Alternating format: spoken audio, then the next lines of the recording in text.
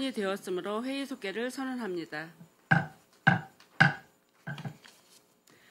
계속해서 기획항만경제실소관 2024년 회계연도 예비비 지출 승인권과 2024년도 회계연도 결산 승인의 건에 대하여 질의답변을 진행하겠습니다.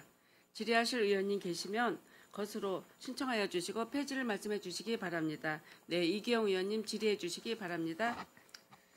네, 이기영 의원입니다. 오늘부터는 저희 결산 2024년도 회계연도 예비비 지출 승인의 건과 2024년도 회계연도 결산 승인의 건 요 관련돼서 좀 심사를 좀 하는데요. 저희가 2024년도 회계연도 결산 위원회가 아마 2025년 4월 1일부터 4월 20일까지 한 20일간 결산을 아마 한 걸로 알고 있습니다. 그걸 이제 토대로 저희들도 이제 이 위원회에서 결산에 대해서 좀 한번 짚어보는데, 기본적으로 저희가 이 프로세스를 보면은, 우리 의회의 프로세스를 보면은 예산 이 편성을 2024년도 예산 편성을 하고, 그 다음에 그 전년도 거 결산하고, 그 다음에 행정사무감사 6월달에 저희가 하고, 정례 때 1차 정례 때 하고, 그 다음에 이제 그 이어서 저희가 이 결산 심사를 좀 하고 있는데, 어차피 예산의 집행을 얼마나 이제 효율적으로 잘 집행이 되고, 집행 잔액이 어떻게든 집행률이 어떻게 됐느냐, 그리고 과오나 아까 말씀하셨듯이 과오납이든 예를 들어서 이 세금으로 봤을 때는 과오납할 수도 있는 거고, 저희가 또 보조금이나 여러 가지 또 가집행할 수도 있는 거고, 여러 가지 이런 문제가 제대로 잘 집행이 되거나, 이런 문제 우리 예산을 잘 집행됐는지를 점검하고, 이런 걸 전반적으로 하기 위해서 저희들이 한번 살펴보는데, 행정사무감사가 아니기 때문에 기본적으로 그 관련성 있는 것만 좀 몇 가지 질의를 전반적으로 큰 틀에서 질의를 좀 하도록 하겠습니다. 저희 2024년도 예산 총 규모는 한 2조 9,893억 800만 원 정도, 전년 대비 한 99.64% 정도 되는 것 같습니다.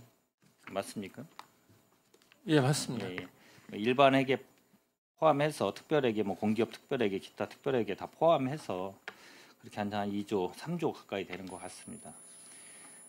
그래서 이제 세입 세출 결산 총괄 결산상 잉여금, 순세계약 잉여금, 집행잔액, 예산의 2월, 예산의 이전용, 이체 사용, 예비비 지출 등 요 관련돼서 이제 예비비 지출도 마찬가지고, 기금, 그리고 재무제표, 성과보고서, 결산, 이런 결산서 관련된 거 첨부 서류에 대해서 잘 총수입 및 지출액이 증명이 잘 됐나, 여러 가지 전반적인 거에 관련돼서 저희가 이제 결산을 좀 하는 거고요. 그리고 예비비 지출 같은 경우는 저희가 2024 회계년도 예비비는 한 41억 47만 7천 원 정도 편성된 것 같아요. 한 몇 건 정도 편성됐나요? 편성된 것 중에 지출된 건 11건이었습니다. 11건, 예. 23억 5,201만 원 정도 지출 결정한 것 같아요. 그래서 한 22억 결정하고 한 22억 8,570만 원, 70만 9,630원 정도 지출한 것 같아요. 그 중에 이제 주요 지출 내역을 좀 보면은 24년도 11월 26일 날 대설 피해 재난 복구비, 그게 이제 한 건 있었던 것 같아요. 그게 좀 얼마죠? 대설 피해 재난지원금은 3건에 14억 9천만 원 정도 되고요. 그다음에 호우 피해가 있었던 게 3건 2억 7천. 그다음에 호우 피해 중에서도 이제 그 오성면에 행정복지센터 침수된 게 있었습니다. 네. 그래서 그것 때문에 3건에 4억 3천. 4억 3천. 100만 원 지출했습니다. 그리고 국가애도 제주 한 건 있었습니다. 관련된 거 하나 있었고. 예. 그다음 소송 판결에 따른 손해배상 지급이 있었는데, 이게 이제 예비비로 지출해야 될 특별한 사유가 있었나요?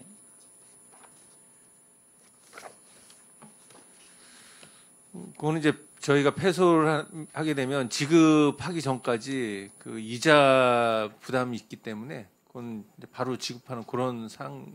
그럼 지금까지 계속 이 소송 관련된 거는 패소 뭐 그거는 불투명하니까 어떻게 됐든 승패소에 관련돼서는 근데 이제 알 수 없는 상황이니까 예측이 불가능하니까 이제 예비비로 지출할 수 있는 그런 상황이다. 지금 계속 그렇게 해온 건가요? 예산이 있는 범위 내에서 지출했는데 그 이외에 부족분? 이제 부족해서 부족분에 대해서. 지급해야 될 필요성이 있어서 그렇게 지급했던 거. 근데 그게 부족분을 그러면 전에 이렇게 보니까 소송 관련된 것도 이 사업 편성을 하시는 것 같아요, 예산을.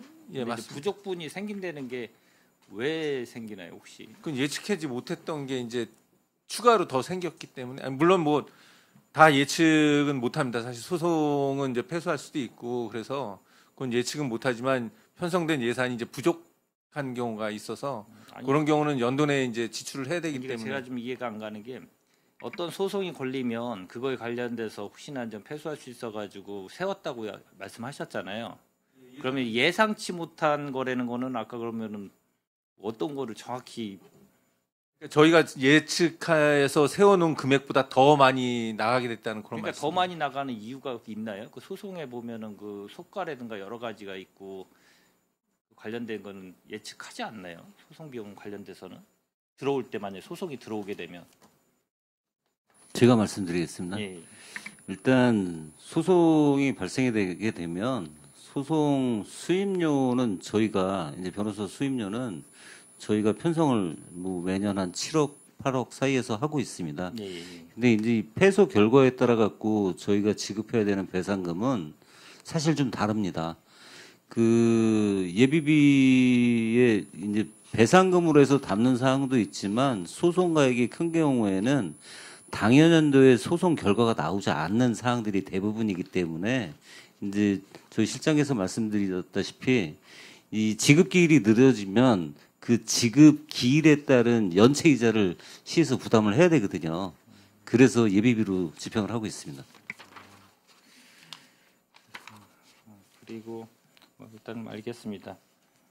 그리고 저희가 이제 국지성 그뭐 집중호우 요 관련돼서도 아까 얘기하시는데 행정복지센터 고성 행정복지센터 지하층 침수 요거 아까 얘기 3건 관련돼 가지고 말씀하신 거죠? 그거.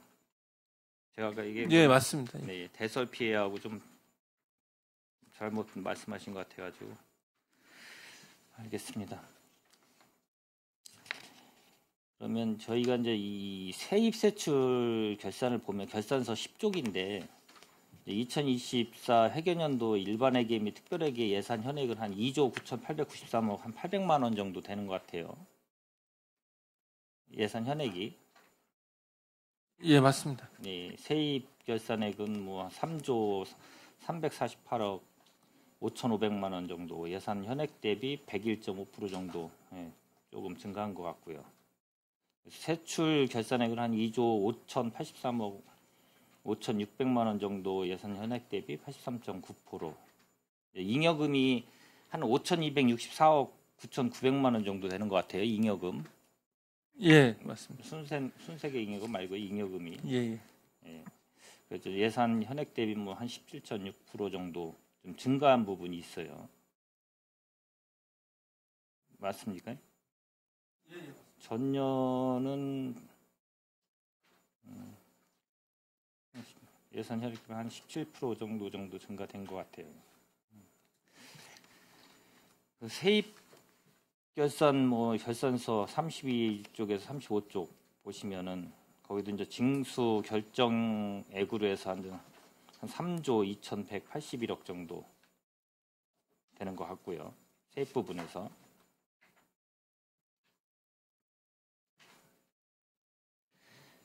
그리고 이제 한 수납액이 3조 348억 5,500만 원 정도 되는 것 같고요. 징수 결정액 대비 94.3%.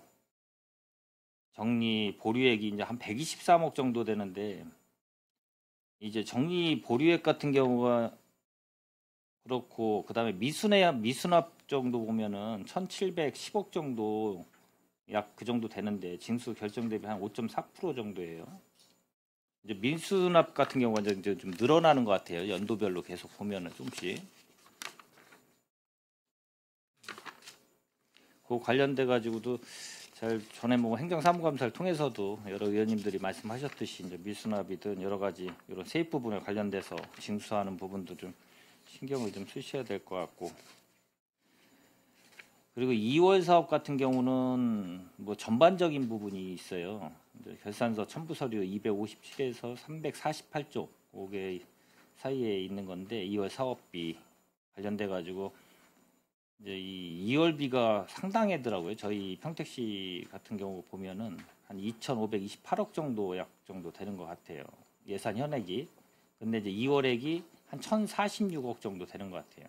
거의 뭐 그런 게 이제 계속비 사업이나 뭐 여러 가지가 관련성 뭐 사업 관련된 게 있기 때문에 큰 금액을 좀 차지하는 것 같은데, 이게 이제 계속 뭐 계속비 사업이라고 할지언정 여러 가지로 2월 자체나 특히 명시월이 많이 발생되는 부분은 최소화 시킬 수 있는 부분은 최소화 시켜야 된다. 뭐 이런 건 뭐 계속 반복돼서 얘기한 얘기니까 결산이기 때문에 이제 그런 거 다시 한번 좀 언급을 좀 말씀드리고요.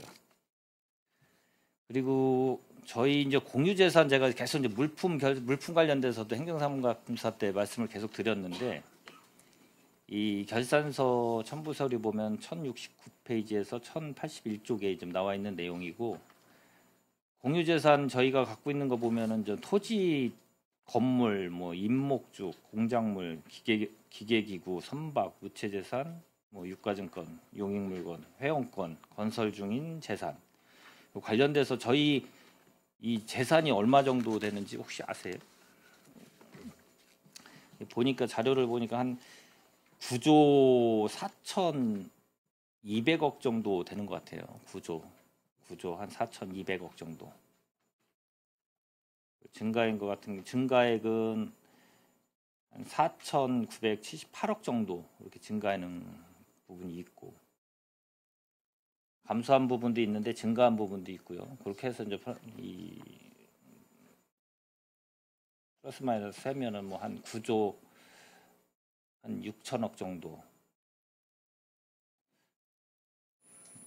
되는 것 같은데, 이제 이만한 거 9조 정도면 한 10조 가까이 되는데 거의 이제 계속 저희들도 이제 늘어나는 것 같아요. 여러 가지로 이제 토지도 그렇고 뭐 공원도 그렇고 조성도 하고 그러니까 여러 가지로 계속 기하급수적으로 이제 이 공유재산이나 이런 물품 같은 경우가 좀 증가하는 부분이 좀 있어서 이것도 이제 잘 추이, 우리 기획 예산과니까 그런 거 관련돼서 전반적인 또 예산하고 관련된 부분이니까 그것도 잘 관리를 하셔야 될 것 같고, 그 다음에 저희 이제 기금 있잖아요. 기금 결산서 666쪽 보면은 2024 회계연도 말 기금 조사홍액은 3,880억 223만 원 정도 되는 것 같아요.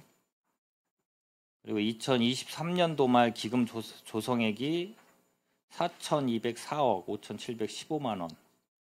그 대비 이제 한 324억 5,492원 감소가 됐는데, 이 기금이 이제 저희가 이제 통합 재정 안정화 기금이 기본적으로 이제 여러 기금이 한 10개 기금이 있어요. 있는데 이제 통합 재정 안정화 기금 갖고 저희가 이제 효율적으로 기금을 좀 활용을 하시잖아요. 그럼 보면은 이 기금을 이 매년 어느 정도 뭐 예를 들어 뭐 그때 그냥 예를 들어서 일반회계에서 전출을 해서 어느 정도 잡고 있나요? 우리 예산과장님 혹시 예산을 잡는다기보다는 예. 이제 예수금이 들어올 수 있는 지금 말씀 주셨던 그 10개 기금하고 그 저희가 이제 예탁해서 받는 이자 수임이나 또 예수받아서 금융권에 예치하고 있는 이런 이자 수입 여건들로 이제 매년 충당을 하고 있고요. 필요한 사항은 또 일반회계에서 전입 들어오는 기금도 경우에 따라서 반영을 하고 있습니다. 어떻게 됐든 뭐 이 청사기 건립기금이나 뭐 나머지 기금들이야 뭐 큰 기금이 아니기 때문에 기본적으로 여러 기금을 합쳐서 통합 재정 안정화 기금으로 이제 이 한 기금 쪽으로 해서 다 몰아서 기본적으로 제일 많이 들어가는 게 청사 관련돼서 건립하는 데 관련돼서 기금이 많이 활용이 되잖아요. 그렇죠? 갖고 있다가 다시 이제 청사 건립 기금이 필요하면 건립 또 이자하고 해가지고 운영되는 규모가 제일 큰 거는 네. 청사 건립 기금이 제일 크고 있습니다. 큽니다. 그래서 이 기금 자체가 제일 활발하게 어떻게 됐든 기금 활용을 하는 게 어떤 게 있습니까 혹시? 아까 말씀드렸지만 이제 일반회계에서 조달이 안 되는 예탁 사업에 해당하는 사업을 하는 경우가 있고요. 그리고 먼저 의원님들께서 지적해 주신 것처럼 그냥 관리하기보다는 한 푼의 이자 수입도 더 두기 위해서 정기예금이나 이런 여건으로 이제 관리하면서 기금 조성에 보태고 있습니다. 이제 여기 이제 기금 결산에 대해서 이제 말씀드리는 게 어떻게 됐든 통합 안정화 기금을 뭐 전년도 어떻게 보면은 273억 정도가 좀 감소가 됐고 자활기금도 한 1억 원 감소됐고 식품진흥기금도 1억 원, 5개 강공업 발전기금도 3억 원, 청사건립기금이 91억 원 정도, 청사건립기금 91억 정도가 좀 감소가 됐고 그러니까 전체 기금 조성액이 이제 감소가 됐어요. 근데 이제 앞으로 이제 들어가야 될 부분이 많기 때문에 이게 어떻게 이제 충당이 되는가 이제 그 관련돼서 한번 여쭤본 거고요. 알겠습니다.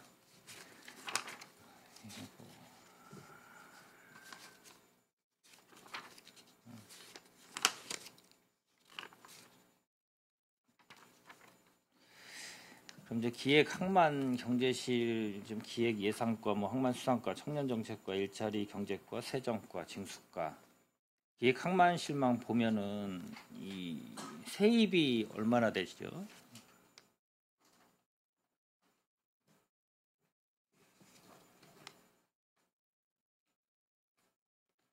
한 1조 한 4천억 정도 되나요?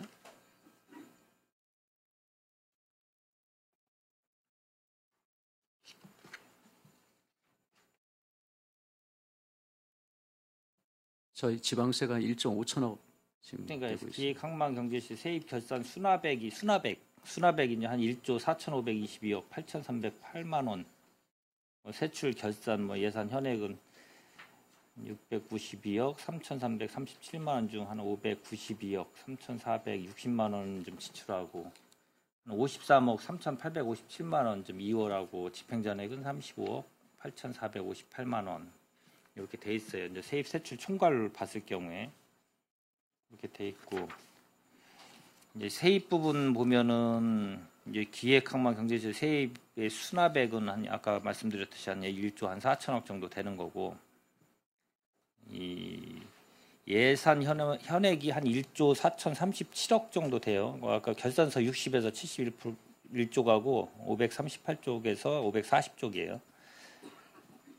수납액 비율은 아까 예산 현액 1조 4,037억 3,964만 원 대비 수납액 비율은 94.2. 징수 결정액은 1조 5,422억에서 3,558만 원 대비 수납액은 94.2%. 미수납액은 5.1% 정도 돼 있다고 이제 세입 부분은 이제 이렇게 돼 있더라고요.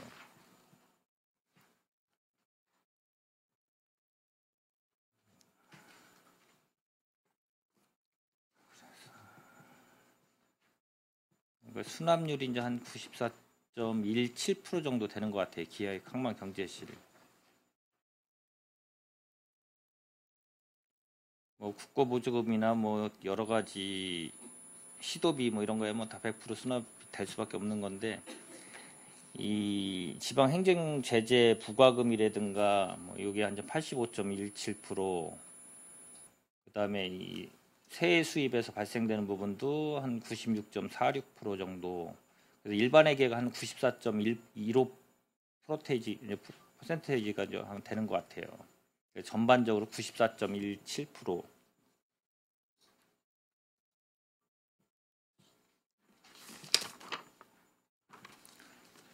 워낙 이거는 좀 관련돼서는 그냥 제가 이 자료 보고 얘기하는 거니까 우리 관련 부서장님도 이걸 제가 이거 얘기한다 그래서 바로바로 찾기는 힘들 것 같아서 제가 좀 말씀을 드리는 거고.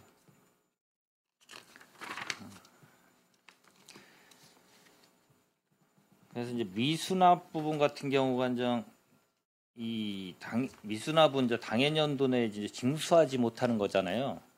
그쵸? 네. 그러다 보면은 이제 뭐 납세가 납세 태만으로 해서 뭐 체납하는 경우도 있고 이제 고의성이 있어서 뭐 체납하는 부분도 있고. 그러면 이제 미수납은 이제 체납 사례를 이제 면밀히 이제 분석하고 현실적으로 이제 다각적으로 이제 진수 방안 뭐 이건 뭐 행정사무감사 때도 계속 나왔던 거지만 아까 제가 언급드린 게 결산이니까 관련돼 가지고 이 정도로 저희가 이제 미수납이 있다. 그리고 이제 기획항만실 일반 미수납은 한 785억 정도 되는 거고. 그러니까 이제 사유별로 보면은 이제 자금 압박 등 기타 361억.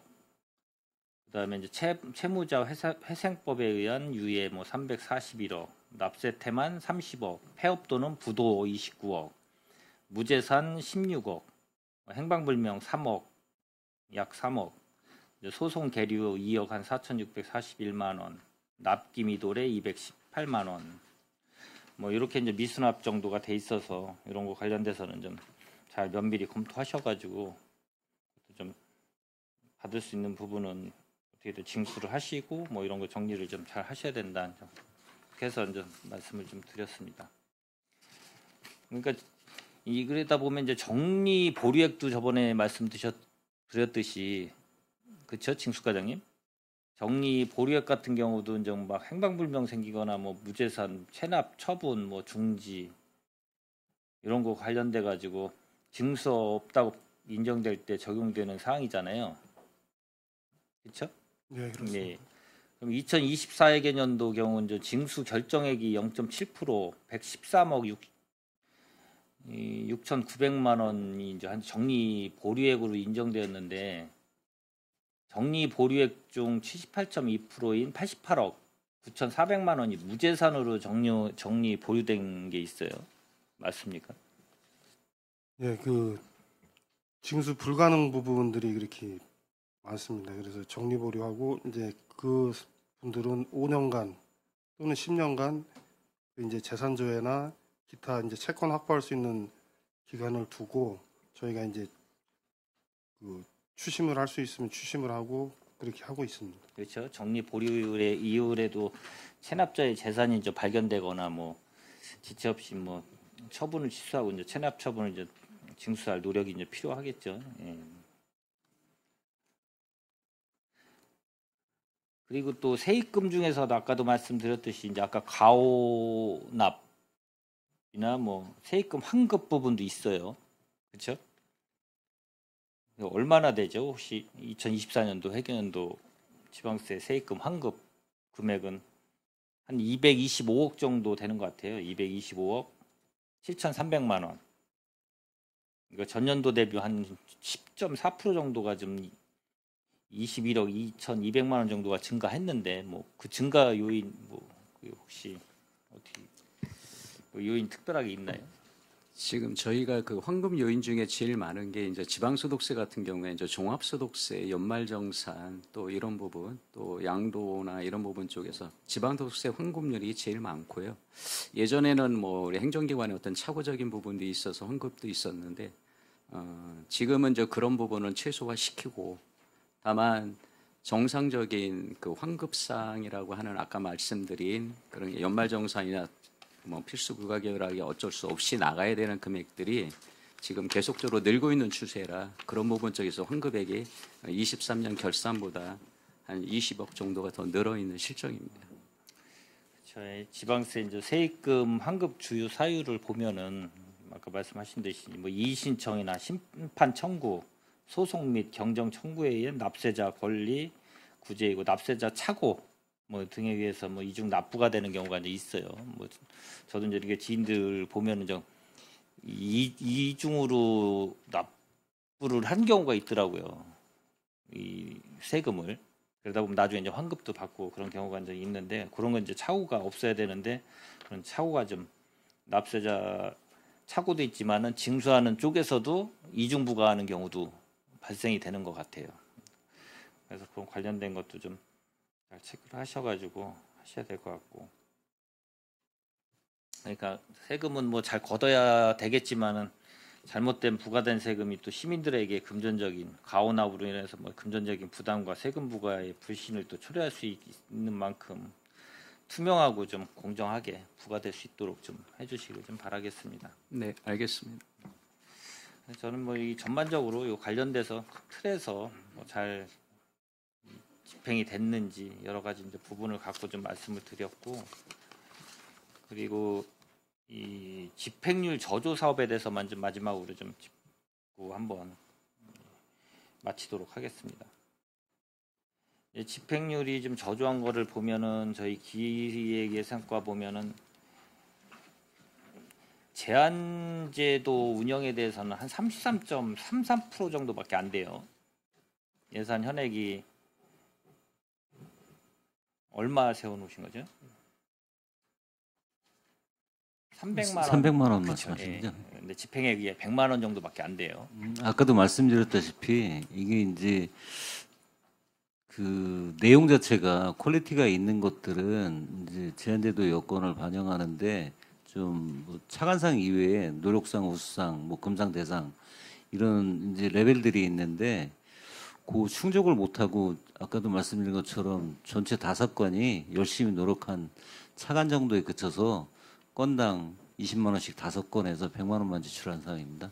그럼 이 매년 제한제도에 대한 예산은 어느 정도 편성이 되나요? 매년? 좀 전에 표현드렸던 그 이제 시상금 네. 관련 예산은 300 정도 편성을 하고 있습니다. 근데 거의 매년에 그럼 집행률이 지금 24년도는 33.3%인데 그 전년도나 계속 뭐 300만 원씩 계속 예산을 편성하고 집행은 어느 정도 되나요? 등락의 수위가? 폭은 매년 좀 상이하고요. 아, 예. 뭐 다 집행할 때도 있고요. 좀 부족한 건 올해 이제 24년 같은 경우 좀 부족하게 집행이 됐는데 아까 말씀드렸다시피 내용의 질적인 여건 때문에 좀 차이가 있다는 말씀을 드리겠습니다. 그럼 뭐 제한제도를 자꾸 좀 홍보를 해서 육성을 좀 우리 직원분들이나 이렇게 해서 홍보를 해서 해야 되지 않나요? 300만 원 세워놨다가 등락이 뭐 심하다 그러면은 그좀 문제가 있지 않나요? 저희가 일반인도 그렇고 공무원한테도 그렇고 홍보는 많이 하는데 그 접수되는 건도 상당히 많습니다. 근데 이제 개인적인 성향을 갖고 하는 데도 있고 또 딴 데서 시행하는 제도나 사례도 반영해서 이제 표현하는 것도 있고 그리고 민간인들 같은 경우는 일반 민원성 내용도 많고요. 그래서 그런 걸 1차, 2차 거르다 보니까 이제 그 내용 안에 좀 포함될 수 있는 양이 좀 적어지고 있는 실정입니다. 나중에 혹시나 이제 제한에 관련된 거 그 아까 시상액을 얘기하셨잖아요. 그것 좀 한번 정리한 것 좀 저한테 한번 좀 한 5년간만 좀 예, 알겠습니다. 줘보실래요? 예. 그리고 이 출자 출연 기관 관리 같은 경우도 사무관리비로 한 288만 원 정도 했는데 집행은 132만 원. 이것도 이제 저조예요. 이것도 출자 출연 기관 관리 기획예산과 사무관리비인데 이게 뭐 특별하게 288만 원을 세워놨다가 절반도 집행이 안 됐기 때문에 지금 말씀을 좀 드린 거고.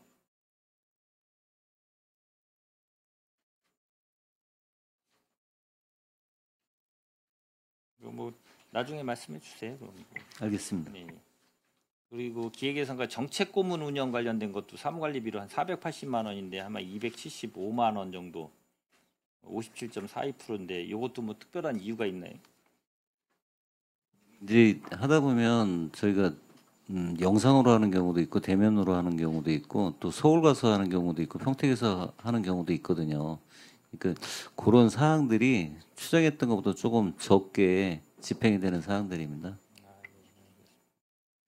그리고 일자리 경제과는 노사민정 상생발전 행사 지원이라고 있는데 이게 이제 민간 행사 사업 보조 사업이에요. 한 300만 원 정도 되는 것 같아요. 300 한 4만 원 이렇게 되는 것 같아요.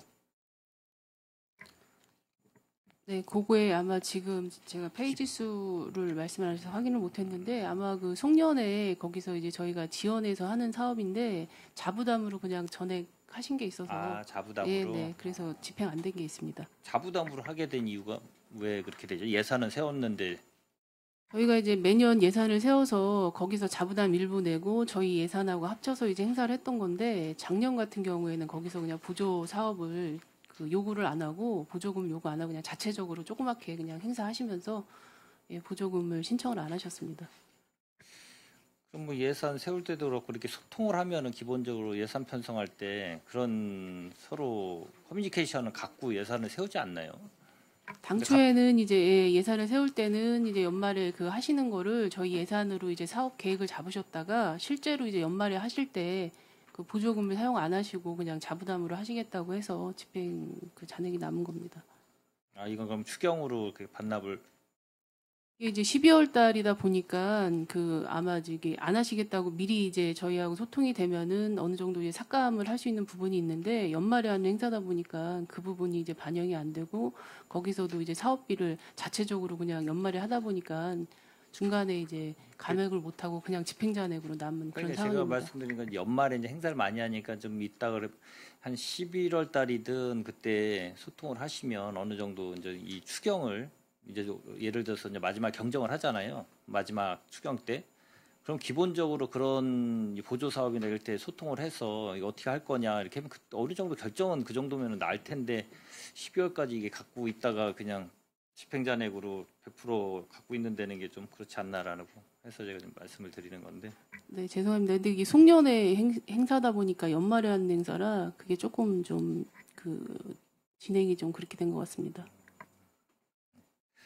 그럼 LPG 소형 저장 탱크 보급 사업 도비 이것도 마찬가지. 이거는 뭐 어떤 이유 때문에 전에 집행이 안 됐죠? 이게 뭐 이유가 있었을 것 같은데 이건 도비이기 때문에. 이거는 지금 아까 말씀드린 대로 이제 기후에너지과로 이제 전환돼서 하고 있는 그쪽으로 건데, 예, 이제 주요 이전죠. 사유는 그겁니다. 이제 진입면 그 양왕리 쪽에 그 세우는 거였는데, 당초에 이제 신청을 해서 아마 이제 도비하고 저희 시비하고 해서 편성을 했는데, 거기 그 부지 그 저장 탱크 하는 그 부지 그게 이제 좀 그 주민들이 좀 그게 안 돼서 협의가 안 돼서 그냥 포기를 좀 하신 상황이 되겠습니다.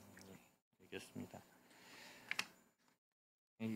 일자리 경제과도 이렇게 보면은 한 50%대나 이렇게 막 뭐 17%, 뭐 18% 집행률 이런 데가 좀 꽤 있어요. 보면 전통시장, 뭐 경영 개선 사업, 뭐 착한 가격 업소 아까 활성화 지원 그것도 아까 말씀 언급하셨는데 여러 가지로 이게 평택 사랑 상품권 유통 활성화 지원 이런 게 이제 저조해요. 상당히 여기 보면은 전반적으로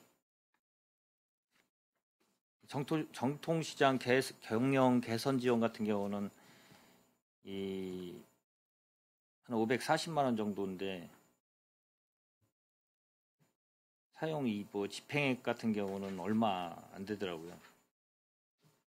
96만 원 해서 한 17% 정도밖에 집행이 안 됐어요. 전통시장 경영 개선 지원 사업 같은 경우는. 여기 아까 이제 그 최재형 의원님께서도 한번 이제 지적해 네. 주셨던 상황이고요. 저희가 이제 유통상생 발전 협의회라고 그 예측하지 못할 그 수요의 회의가 있습니다. 그래서 평균치로 아마 예산을 잡았는데 전년 같은 경우 이제 1회만 개최하게 되면서 좀 잔액이 많이 발생하게 되는 상황입니다. 어떻게 됐든 뭐 일자리 경제과도 좀 몇 개 이렇게 보면은 다수의 그 예산 집행률이 좀 저조한 부분이 있기 때문에 그거 좀 잘 체크하셔가지고 하셔야 되지 않나. 그럼 예산을 세울 때도 마찬가지로 아까 말씀하신 대로 좀 이 보조 지원, 뭐 매칭 사업, 자부담 관련돼서 아까도 말씀하셨듯이 그런 것들 좀 잘 체크하셔가지고 이 불용액이 안 생기게 하는 게 뭐 각 부서들이 역할이기도 하니까요. 그거 좀 잘 챙겨서 해주시길 좀 바라고. 아까 이제 세정과도 아까 말씀하셨듯이 아까 최재형 의원님께서 국내 여비 관련된 것도 집행률도 좀 저조한 것 같고요. 그리고 지방세 정보 시스템 운영 사무관리비 이거 관련돼서도 아까 하신 거고 집행률이 좀 36.41% 정도밖에 안 되고 이 징수과 같은 경우도 어떻게 됐든 기본 경비 뭐 예를 들어서 국내 여비 그다음에 체납액 징수관리 포상금 그다음 사무관리들이 좀 꼭 꽤 있어요. 사무관리들이 다 들어가 있더라고요. 기획예산과부터 해가지고 이 항만수산과도 그렇고 집행률이 그만큼 저조하면은 사무관리비가 그만큼 과대 편성 됐다라고 또 볼 수도 있어요. 역으로 생각하면 그 관련돼서도 우리 기획항만실 제 관련 과장님, 부서장님들도 그 관련돼서 좀 적절하게 편성할 수 있게 다시 한번 점검을 좀 하셔가지고 하셔야 되지 않나 그 말씀을 좀 드리겠습니다. 네, 일단 수고하셨습니다. 전 이상으로 마치겠습니다. 네, 이기영 의원님 수고하셨습니다. 더 질의하실 의원이 계십니까? 네, 김명숙 의원님 질의해 주시기 바랍니다. 네, 질의는 아니고요. 자료 지금 결산검사 의견서 26쪽을 한번 보시면 이 책자 이대로 나가면 안 될 것 같아서요. 재무제표 요약 및 분석을 보면 재정운영 결과는 총 수익에서 총 비용을 뺀 나머지인데 1286억이 그 감소가 됐거든요. 그런데 이 자료에는 증가가 하였다고 나왔습니다. 그러면 엄청난 금액 차이가 나겠죠. 이 부분에 재정운영 결과 밑에 하단에 보면 증가로 되어 있고 위에는 감소로 되어 있습니다. 그런데 우리 시는 증가가 되지 않았습니다. 그렇죠? 재무제표에 대해서 이런 오기는 있어서는 안 될 오기라고 생각을 합니다. 그래서 이 부분 자료 마지막 마무리 하실 때 이 부분은 감소로 수정을 해주셨으면 좋겠습니다. 이상입니다. 네, 김명숙 의원님 수고하셨습니다. 더 질의하실 의원이 계십니까? 그냥 끝나면 좋을 것 같은데. 잠깐. 김혜영 의원님 질의해 주시기 바랍니다. 네, 수고 많으십니다.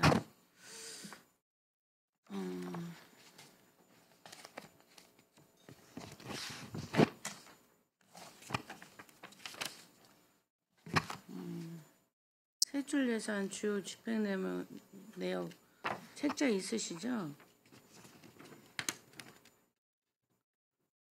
거기 보면은 109페이지 4차 산업 인재 육성 직업훈련 지원이 있어요. 거기서 보면 예산 집행 잔액이 4,900만 원 돈이 남았는데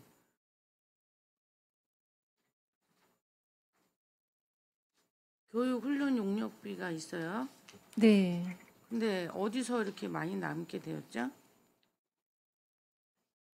저희가 지금 작년에 3개의 사업을 추진했습니다. 네. 예, 3개의 사업을 추진했는데 그 4차 산업 기초 취업 역량 교육이라고 네. 저희가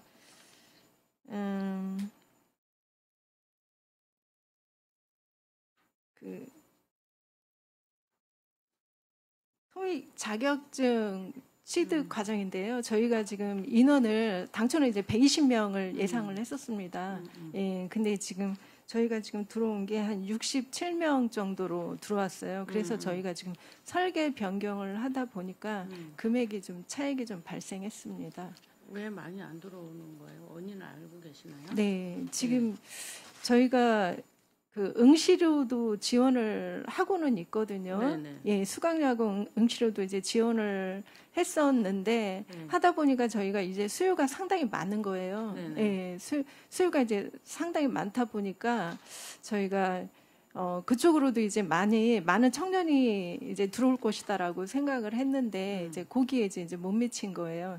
요즘은 지금 뭐 고용노동부든 어디든 이제 자격증 취득반들이 상당히 많아요. 그러다 보니까 이제 분산되다 보니까 저희 쪽으로 좀 신청률이 좀 저조했던 거로 보입니다.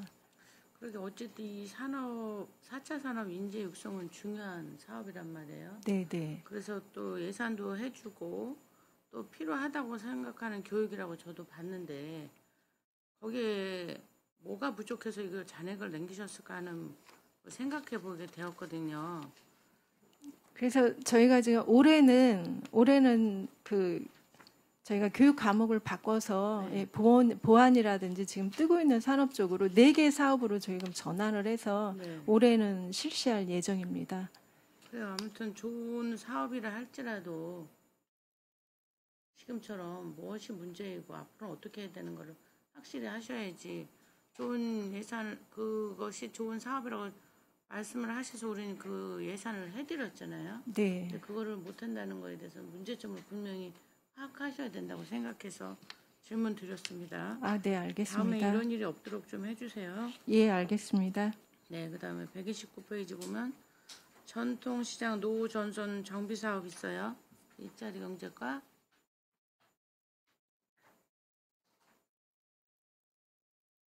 129페이지. 네. 이 잔액이 어떻게 해서 남게 되는 건가요? 그럼 100% 지금 다 한 거예요? 지금 이 사업이 그 연차적으로 해서 이제 100% 다 그 완료는 된 상태고요. 네. 이 사업이 지금 그 잔액이 발생한 거는 이제 낙찰 차액 분하고요. 그다음에 일부 이제 실제 이제 신청했던 데하고 정비한 업소에서 조금 차이가 난 부분이 되겠습니다. 그러면 지금 서정리하고 안중시장은 노후 전선은 다 정비가 된 건가요? 네, 네, 끝난 상황입니다. 그럼 남은 데는 있는 건가요? 지금 재래시장 중에서? 그 전에 다 이제 끝나고 마지막으로 이제 안중하고 서정리가 끝난 우리 상황입니다. 평택 씨는 전통시장은 그 노후 설비에 대해 노후 전선 때문에 문제는 없겠네요. 일단 정비 사업은 다 완료된 상황입니다. 알겠습니다. 아무튼 안전에 대해서 준비가 다 되었다고 하니 다행입니다. 그리고 제가 뭐 이거 몇 프로 했냐는 집행률도 중요하겠지만 제가 전체적으로 볼 때는 그 특히 국내 여비라든가 시책 추진비, 인건비 이런 부분에서 잔액들이 많이 남았어요. 이거를 어떻게 예상을 못한 건가요, 실장님? 저희가 이제 예산을 편성할 땐 기준 뭐 그 과별로 해서 이제 몇 번 정도 갈 거다 해서 예상을 하는데 실제적으로는 이제 부서에서는 그 집행을 하다 보면 덜 가는 경우가 좀 많았고요. 그 부분은 집행률을 따져서 좀 그 부서하고 협의해서 내년 예산에서는 좀 과감하게 좀 정리해야 되지 않나 이렇게 생각됩니다. 그리고 수용비 또 특히 이제 저도 생각하는 게 그 위원회 참석 수당 같은 경우에는 남게 세우기보다는 좀 모자르게 세워서 그 차라리 부족하면 다른 예산에서 좀 일부 변경을 해서라도 이렇게 집행하는 게 낫지 지금처럼 조금 여유 있게 세워놓고 그거 불용시키는 게 오히려 더 안 좋지 않나. 그래서 운영의 묘를 살리는 쪽으로 가야지 언제까지 뭐 3회 해놓고 실제로는 1회에서 그 나머지 비용 불용하는 것보다는 차라리 1회밖에 안 했다 그러면 1회를 편성하고 더 1회가 필요하다 그러면 다른 부분에서 변경해서 이렇게 좀 더 할 수 있도록 그렇게 좀 적극적으로 운영하는 게 좀 낫지 않나 그렇게 해서 그렇죠. 예 하도록 이렇게 좀 변경해 지금 보겠습니다. 거의 남아요. 근데 우리가 작년에 예산이 없다고 감액까지 하고 네 맞습니다. 요구액을 많이 줄이라고까지 했는데도 그런데도 남았단 말이에요. 이게 더 문제라는 거죠. 여유가 있을 때는 물론 조금의 여유를 둘 수도 있겠지만 어려운 상황인데도 거의 많이 다 남아 있어요. 얼마가 됐든. 그렇다면은 우리가 생각했던 그 촘촘한 예산은 멀지 않았나 하는 생각이 듭니다. 지금 말씀하셨으니까 그리고 인건비도 보면 거의 많이 남아 있는 데가 많아요. 그 예상되는 거 아닌가요? 아니 늘어야 얼마를 늘 거고 줄기는 거는 거의 없어요. 근데 왜 인건비에서도 이렇게 많이 남는 거예요? 이건 예상이 더 가능한 게 아닌가요? 이제 인건비는 이제 금액이 원래 그 물론 뭐 총무과에서 이제 예산을 시 전체적인 인건비를 편성하는데 그 부분에 대해서는 아무래도 이제 그 많은 금액이기 때문에 사실 비율을 따지면 크진 않지만 그 객관적인 금액 차이를 보면 좀 많이 생기는 건 맞습니다. 네, 좀 더, 어쨌든 소통은 하셔서 인정하니까 예산에 올리는 거잖아요. 예. 그러니까 그런 부분에 있어서는 촘촘히 잘 해오라든가 어떤 소통이 있어야지 그냥 믿거니 하고 하는 건 아니라고 봅니다. 특히 확실한 자료가 입증되는 건 더더욱 그렇다고 저는 보여지거든요. 그 다음에 이 과에서는 못 봤는데 특히 행정자치국에서는 유보비가 또 많아요. 예산 유보비. 그 예산 유보비는 어떻게 되는 겁니까? 유보는 이제 일정 비율 5% 내지 이제 그 그 예산을 이상을 말하는 거예요 지금. 예, 그건 이제 당연히 예산 절감액 5%는 남기고 우리가 그 정도는 가지고 예산을 세우잖아요. 근데도 예산 유보비라고 해서 우리 과장님이 한번 설명을 해보셔봐요. 우선 이제 유보액이 많이 만들어지는 이유 중에 하나는 그 사업을 추진해야 될 시기가 있는데 저희가 작년 같은 경우는 이제 경제 상황도 그랬었고 특히나 삼성에서 지방 소득세 여건들이 적게 이제 징수 거의 뭐 안 되다시피 했으니까요. 이런 거 재정 여건을 좀 타개하기 위해서 읍면동을 포함해서 한 20% 정도 유보액을 표현을 하고 실행을 했었는데 그 실행 시점 당시에 네. 예산 편성된 예산의 집행 시기가 네네. 원인행위가 안 됐기 때문에 남아 있는 금액이 집행 여건을 갖지 않았기 때문에 유보액이 좀 있지 않았었을까 하는 판단을 하고 있습니다. 그러니까 결론은 우리가 예산 절감하면서 배운 게 뭐예요? 반면교사 하자는 게 우리가 그동안 써온 예산이 방만했는지 너무 과다 측정을 했는지 이런 부분을 우리가 다시는 그렇게 하지 않자고 얘기를 작년에 엄청 했잖아요. 물론 그런 과도기를 거쳐서 올해 또 예산을 보면 내년에 또 감사를 하다 보면 결산을 하다 보면은 또 다른 게 나오겠지만 우리가 늘 계속 제가 해오던 말 중에 하나가 촘촘한 예산이잖아요. 근데 그럼에도 불구하고 이렇게 계속 유보액을 남긴다거나 이런 것도 결국은 우리가 지금 예산이 없는데 정말 쓸 때 못 쓰는 상황이 벌어지지 않나는 거거든요. 그리고 올해 이런 것을 반면교사 삼아서 특히 내년에 결산을 또 어떻게 보냐에 따라서 26년도에 근데 벌써 우리 예산은 언제 세워져요? 올해 8, 9월이면 세워진단 말이에요. 그럼 결국은 이 책자를 이거를 기본으로 보지 않을까 싶습니다. 그랬을 때 각 과에서 좀 더 촘촘히 잘 세밀하게 해라고 좀 말씀해 주세요. 제가 봤을 때 지금 말씀드린 그런 시책 추진비, 인건비, 예비비 이런 부분을 저희가 절감할 수 있는 그 5% 외에는 좀 촘촘히 세워서 우리 실장님 말씀하시잖아요. 또 필요하다면 우리가 또 행정적으로 할 수 있는 방법을 찾아보지 않냐는 하는 식으로 세워야 되지 않을까 싶습니다. 그 부분에 대해서 우리 과장님이나 실장님, 우리 뭐 실장님 오늘 또 여기 마지막이시지만 그동안 너무 고생하셨어. 사실은 이런 전체적인 예산부를 갖고 있다는 거는 쉬운 일은 아닌데 그런 부분에 있어서 신경을 써주시기 바랍니다. 각각 과장님들이 특히 이 부분에 신경을 쓰셔야 되고 소통이 상시적으로 되면서 결론은 예산 세울 때 이제 얼마 안 남았습니다. 그 부분에 대해서 촘촘한 예산과 계획을 세워주시기 바랍니다. 네, 이상입니다. 네, 김혜영 의원님 수고하셨습니다. 더 질의하실 의원이 안 계시죠? 예, 더 질의하실 의원님이 안 계시므로 제가 잠깐 한마디만 하겠습니다. 지금 그 2024년도 결산심사 우리가 지금 하면서 그 문제점이라든가 어떤 보완점을 우리 각 의원님께서 말씀하셨습니다. 여기에 보면 뭐 지적사항에 보면 사업 타당성 검토가 약간 부실했고 예산 낭비 유발성 가능성도 있고 집행 계획의 불투명성이 좀 있었습니다. 그리고 대체적으로 의견은 시민 부서 간 소통 부족에 대한 지적이 좀 있는 것 같습니다. 우리 이거를 보완하기 위해서 기획항만경제실은 주민 중심의 합리적 예산 운용과 행정 책임성 강화를 통한 신뢰 회복에 기여해 주시면 좋을 것 같습니다. 우리 평택시 전반적인 예산을 계획하고 수립하고 여러 가지 그 지출을 총괄 관할하는 우리 기획항만경제실입니다. 그동안 수고하셨습니다. 더 이상 질의하실 의원님이 안 계시므로 기획항만경제실 소관 2024년도 회계년도 예비비 지출 승인권과 2024년 회계년도 결산 승인권에 대한 질의 동결을 선언합니다. 이 마무리 말씀하시기 전에 우리 항만경제실장님 오늘로 이제 이게 35년 동안 공직 생활을 마감하는 날인 것 같습니다.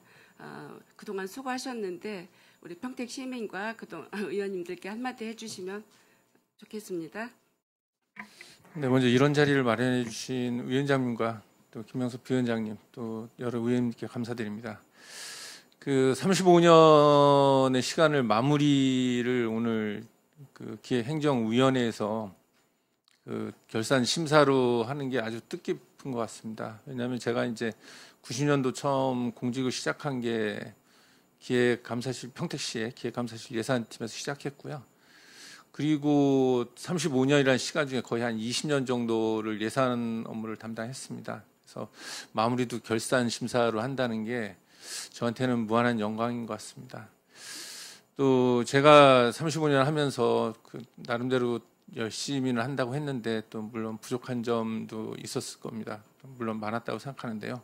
그래도 지금까지 올 수 있었던 것은 여러 또 시민들께서도 물론 그 조언도 많이 해주셨고 또 의원님들께서도 같이 예산에 대해서 고민하고 또 지난번 행정감사 때도 지적해 주신 그런 사항들이 있었기 때문에 또 저도 발전했고 평택시도 오늘 65만이란 큰 그 대도시가 된 것 같습니다. 저의 바람이라면 그 평택시가 더 발전해서 인구 100만 그리고 그 대한민국에서 가장 앞서는 그런 도시가 됐으면 하는 바람이고요. 저도 계속해서 우리 평택시 늘 응원하고 또 제가 할 수 있는 일이 있다면 언제든 뭐 열심히 하겠다는 말씀드립니다. 앞으로 남은 인생은 뭐 늘 저의 건강 또 제가 그동안 못 해본 일들 하면서 보낼 거고요. 그리고 또 여기 계신 의원님들 또 늘 건강하시고 그리고 행복하시고 그리고 평택시를 위한 또 일에 열심히 하실 거라고 저는 믿어 의심치 않습니다. 그동안 같이 해주셔서 너무 감사드리고 끝으로 저희 이제 과장님들도 같이 있는데 동료 선후배님들 또 공직자 여러분들 그리고 또 그 많은 분들이 저를 도와주셨습니다. 그분 모든 분들께 감사드리고 특히 김영주 기획행정위원장님 또 김명수 부위원장님 또 예산결산위원회 위원장이신 김행 의원님 또 이경 의원님 최재 의원님 그 모든 분들이 도와주셔서 여기에 있다고 다시 한번 감사 인사드립니다. 고맙습니다. 네, 항만경제실장님 가시는 길에 행운과 꽃길만 가득하길 기원드리면서 그동안 평택시의 그 공직자로서 시민의 공복으로서 많은 역할을 해주시고 평택시 발전에 너무 애써주신 우리 이정열 항만수산경제실장님 그동안 수고 많이 하셨습니다. 예. 기획항만경제실장님을 비롯한 관계 공무원 여러분 수고하셨습니다. 원활한 회의 진행을 위해 잠시 정의하고자 하는데